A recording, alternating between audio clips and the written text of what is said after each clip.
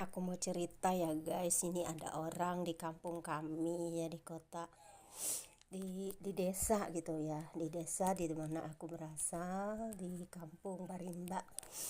Dia seorang yang tukang urut gitu loh. Dia sudah 2 kali ini jualin aku baju.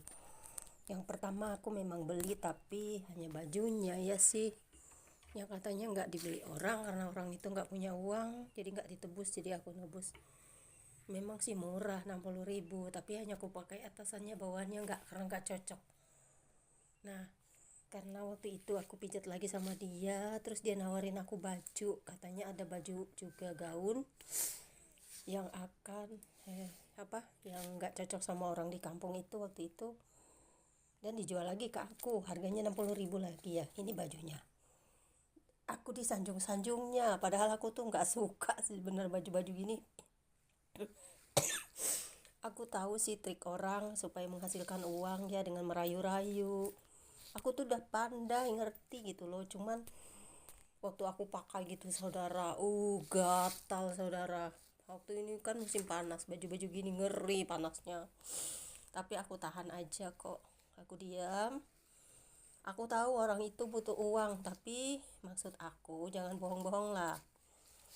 Ini aku beli. Nah, kemudian dia kasih aku, katanya pulang itu kan bawa baju-baju produk dari Shopee, dari Cina gitu loh. Tapi aku gimana ya, ini kan nggak ada mereknya, karena aku biasa kan beli barang Cina, nggak ada apa ya di situ, di belakangnya biasanya kan kalau jual gitu kan ada di sininya kan sampelnya. Ini nggak ada, lagian kecil, ini buat bayi. Anak umur berapa tahun, 5 tahun, dijual ke aku. Sebenarnya aku nggak mau beli, tapi karena aku kasihan. Terus ini dia suruh aku mencoba, padahal dia tahu badanku itu besar. Ini celana panjang guys. Nah, ini juga nggak ada merek belakangnya gitu loh. Nah, nggak ada. Terus nggak ada mereknya sama sekali di belakangnya itu kan. Nah, kemudian aku ditawarin lagi sampai aku disuruh nyoba ini baju. Padahal itu kan karena malam sih, tapi sebenarnya aku kasihan aja sih beli. Cuma jangan bohong-bohong gitu ya, ini baju bekas lu dikasih ke aku, sudah berubut gitu kata orang. Nah, ini baju yang sudah dipakai guys, sudah dipakai nih. Ini ketahuan. Nah kan, baju gini, padahal aku tuh paling nggak suka baju yang lengan panjang, tapi aku tuh disanjung-sanjungnya supaya aku membeli. Nah, padahal dari pertama lihat aja aku sudah kaget. Loh, katanya kan mau bawa baju-baju kaos yang 15-an ribu.